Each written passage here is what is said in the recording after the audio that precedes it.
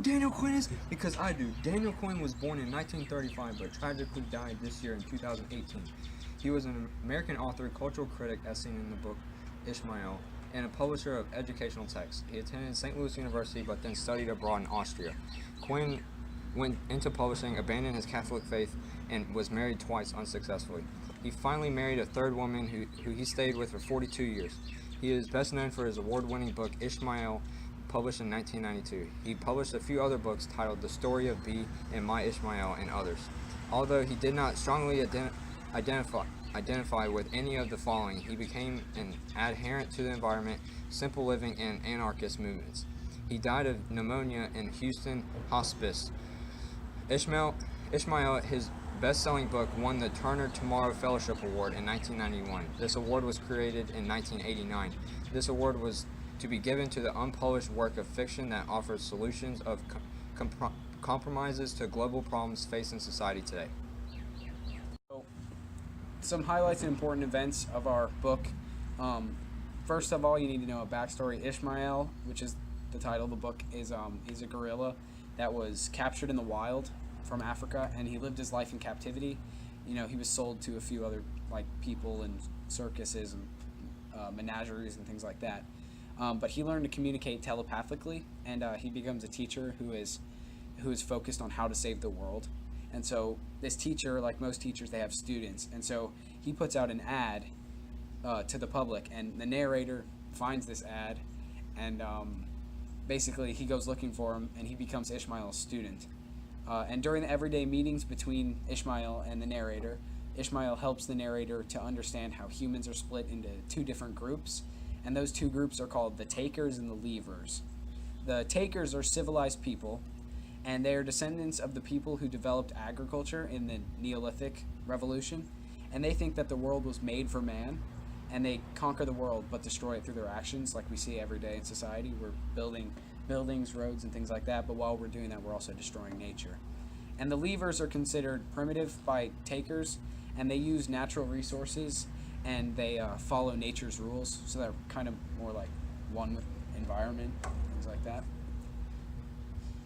We believe that the central theme of Ishmael is that people have a moral responsibility to protect the world.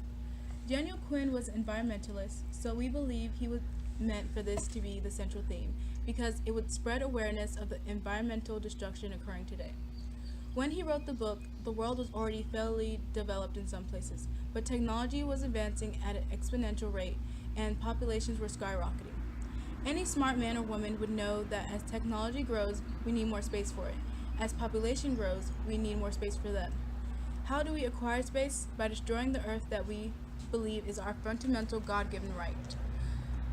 Quinn knew he wasn't going to be alive to see the push limit of the world, but he predicted that what we believe was going to happen and wrote Ishmael to spread what he was thinking.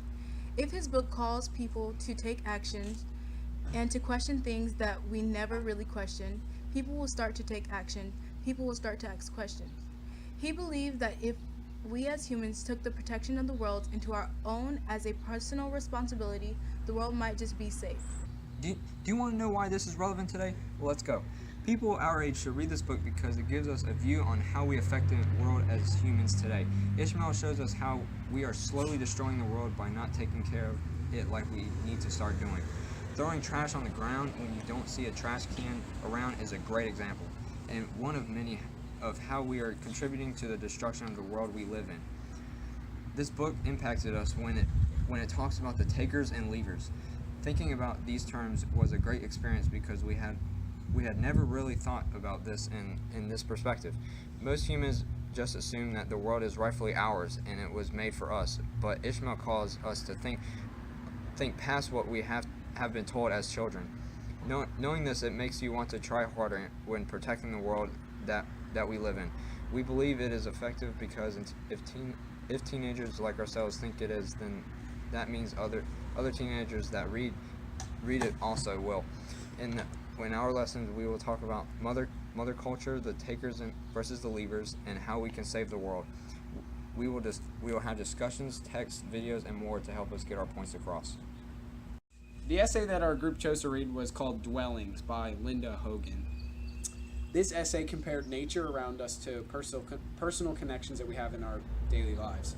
For example, it talked about an owl's nest, and in that owl's nest there was a blue string that belonged to the narrator's blue sweater that she had back at her house.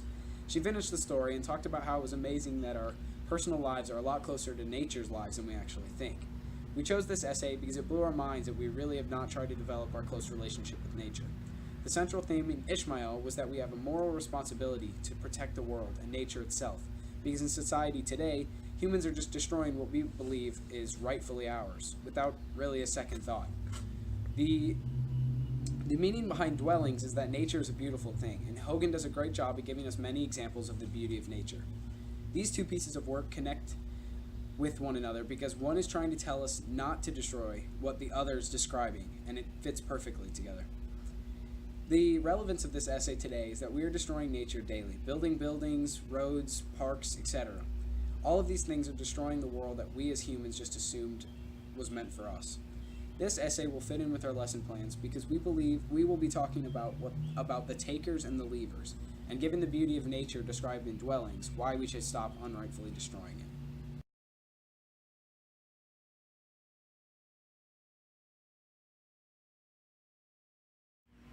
The everyday, I accidentally stopped it.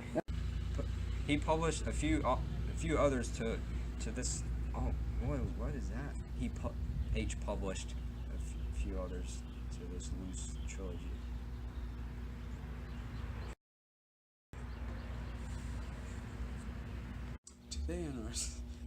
Today in our study, we will be talking about essay comparison. You're gay. And go. Do you know who Daniel Quinn is?